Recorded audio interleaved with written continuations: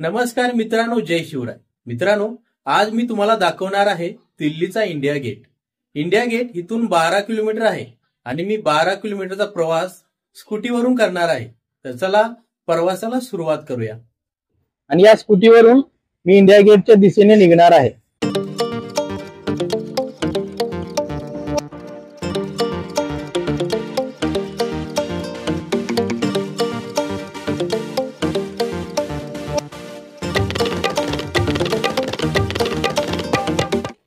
स्कूटीवरून प्रवास करायला लय भारी वाटतं आणि खूप मजा येते.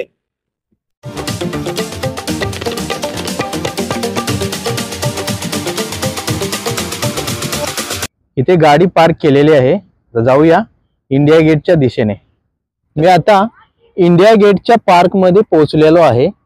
माझ्या मागे इंडिया गेट आहे आणि माझ्या समोर दिल्लीचे संसद भवन आहे. मी तुम्हाला दाखवतो दिल्लीचे संसद भवन.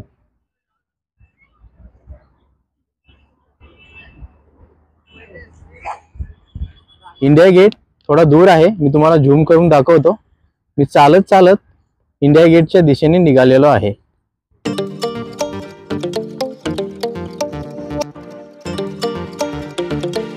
मी आता फायनली इंडिया गेट जवळ पोहोचलेलो आहे.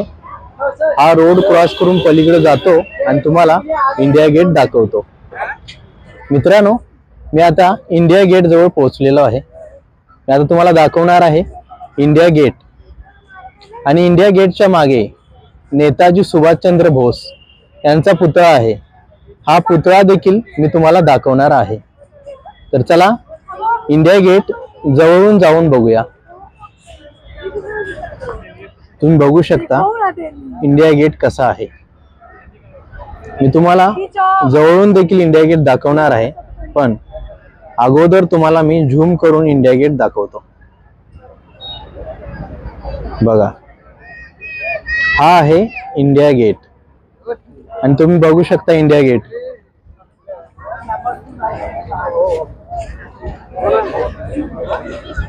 आणि इंडिया गेटच्या मागे नेताजी सुभाषचंद्र बोस यांचा पुतळा आहे. तो पुतळा पण मी तुम्हाला दाखवणार आहे. आता मी तुम्हाला जवळून इंडिया गेट दाखवणार आहे. हा आहे दिल्लीचा इंडिया गेट. इंडिया गेट बघण्यासाठी खूप माणसे आलेले आहेत. आपल्या भारतामधील विविध राज्यामधून आणि परदेशामधून पण पर्यटक आलेले आहेत. हे आहेत आफ्रिकेहून आलेले पर्यटक. तुम्ही बघू शकता किती गर्दी आहे. आणि इंडिया गेट मी तुम्हाला जवळ जाऊन दाखवतो. बघा किती सुंदर आणि उंच आहे इंडिया गेट.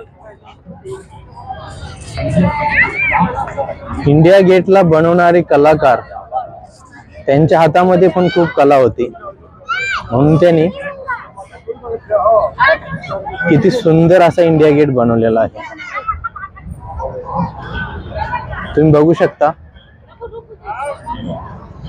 कसा आहे इंडिया गेट.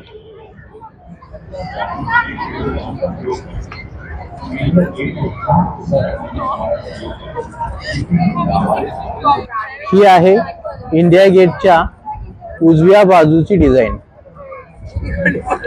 समोरची डिझाईन मी तुम्हाला दाखवली. ही आहे इंडिया गेटच्या उजव्या बाजूची डिझाईन. मी आता तुम्हाला इंडिया गेटच्या मागच्या बाजूची डिझाईन दाखवतो.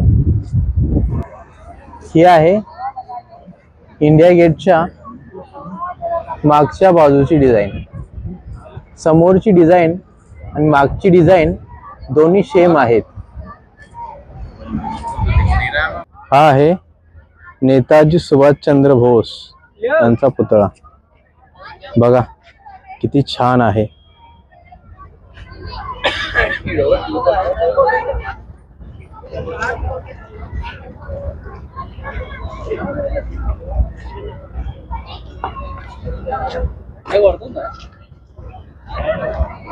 ही आहे इंडिया गेटची डावी बाजू. सूर्य उलट्या साईडला असल्यामुळे थोडा व्हिडिओ काळा आलेला आहे।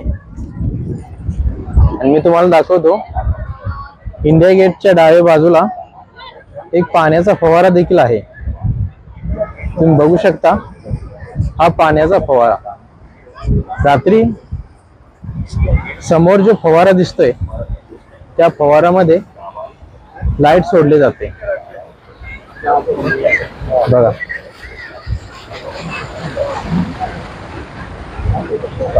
समोर आहे पाण्याचा फवारा। रात्री जेव्हा यामध्ये लाईट चालू केली जाते तेव्हा बघायला खूप सुंदर वाटते।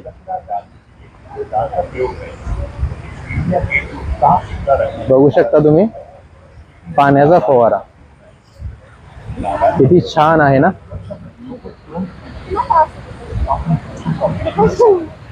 बघा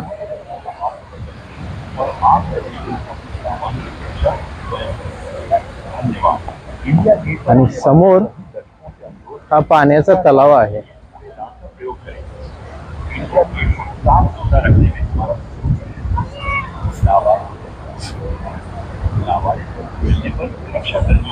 इंडिया गेटच्या पार्क मध्ये माकडे पण आहेत।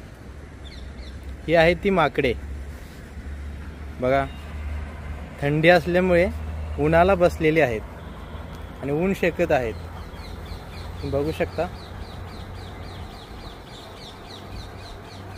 जास्त जवळ गेल्यानंतर ते चावू शकते, म्हणून मी तुम्हाला दुरूनच दाखवतोय। तुम्ही दिल्लीमध्ये इंडिया गेट बघायला आला तर सुरुवातीला इथे जी माहिती लिहिलेली आहे ती सर्व माहिती तुम्ही अगोदर वाचा, कारण त्या माहितीच्या आधारे तुम्ही इथे सर्व पर्यटन स्थळ पाहू शकता। म्हणजे तुम्हाला पर्यटन स्थळ पाहण्यासाठी कोणतीही अडचण येणार नाही। तुम्ही बघू शकता, हा आहे नकाशा। ह्या नकाशामध्ये सर्व माहिती लिहिलेली आहे।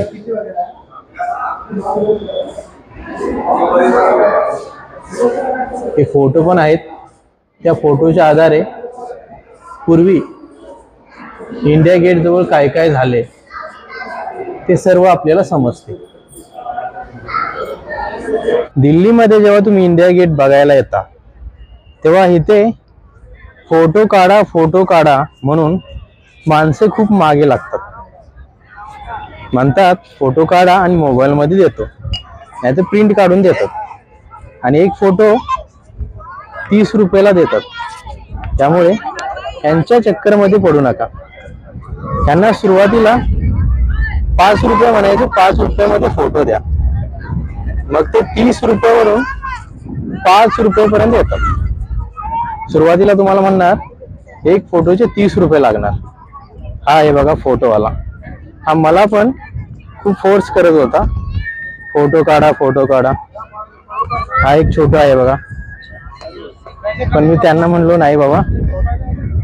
हा आहे गॉगलवाला, हा पण म्हणत होता सर गॉगल घ्या, तर म्हणलो नाही रे बाबा। हा समोर जो गोरा माणूस दिसतोय हा परदेशी पर्यटक आहे, हा इंग्लंड मधून आलेला आहे। इंडिया गेट जवळ खायला प्यायला खूप काही मिळते। लिंबू सरबत, चिप्स, कोल्ड्रिंक्स, बर्गर्स, आईस्क्रीम, खूप काही तुम्हाला इथे मिळेल। इथे आहे भेलपुरी, शेवपुरी बघा। इथं खाण्यापिण्याच्या बाबतीत खूप काही आहे। मी आज तुम्हाला इंडिया गेट दाखवला। दिल्ली मधला इंडिया गेट तुम्हाला कसा वाटला? इंडिया गेट पर्यंत झालेला माझा प्रवास तुम्हाला कसा वाटला? आणि दिल्ली मधले वातावरण तुम्हाला कसे वाटले? हे सर्व तुम्ही कमेंट करून मला सांगा। जय शिवराय, जय शंभूराजे।